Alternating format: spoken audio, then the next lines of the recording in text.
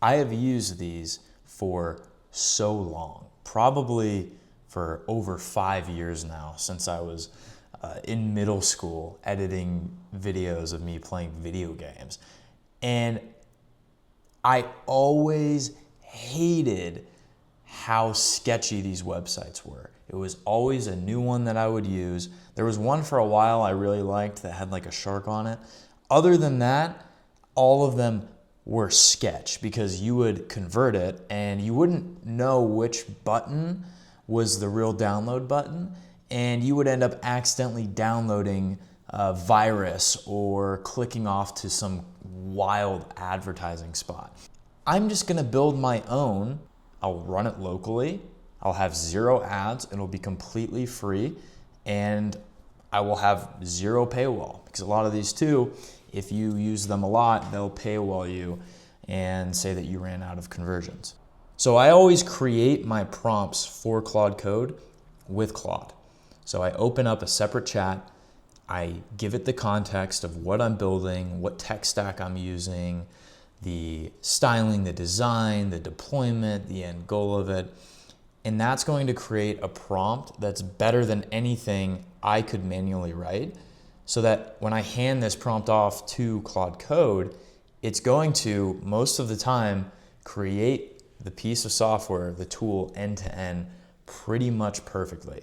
Today I'm gonna work in Cursor just because I like using my Cursor credits for these little side projects and one-off tools. I don't like using my main Claude Code subscription for these kinds of tools. So that's why I'm in here, but typically I would be in Claude Code. The prompt's in here, and this should one-shot the software, should work on first go.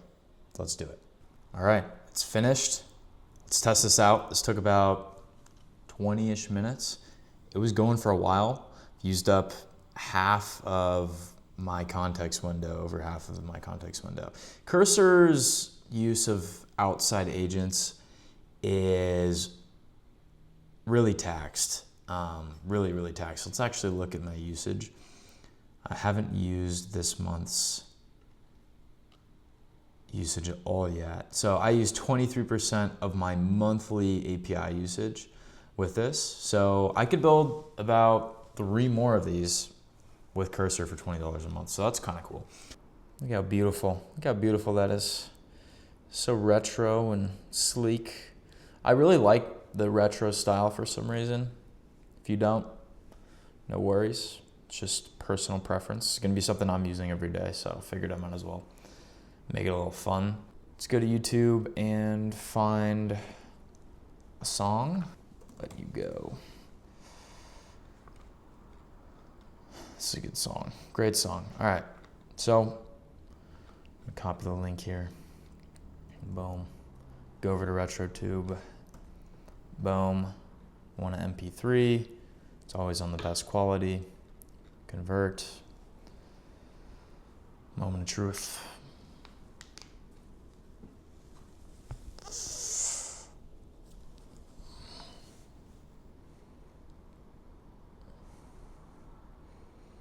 No way. Okay. Open folder.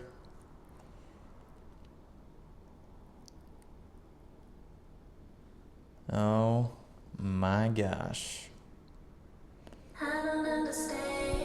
Let's go.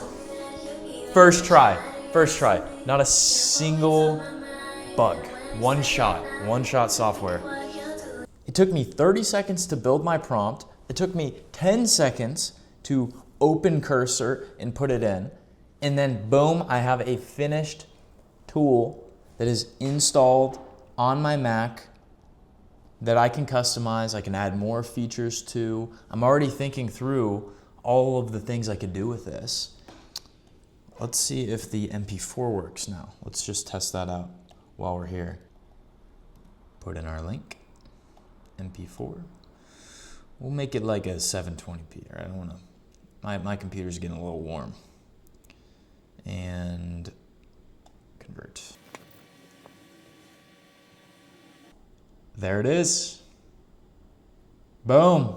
My name is Greg LaVecchia. I am the CEO and co-founder. Boom, baby. We are on track for over $500 million.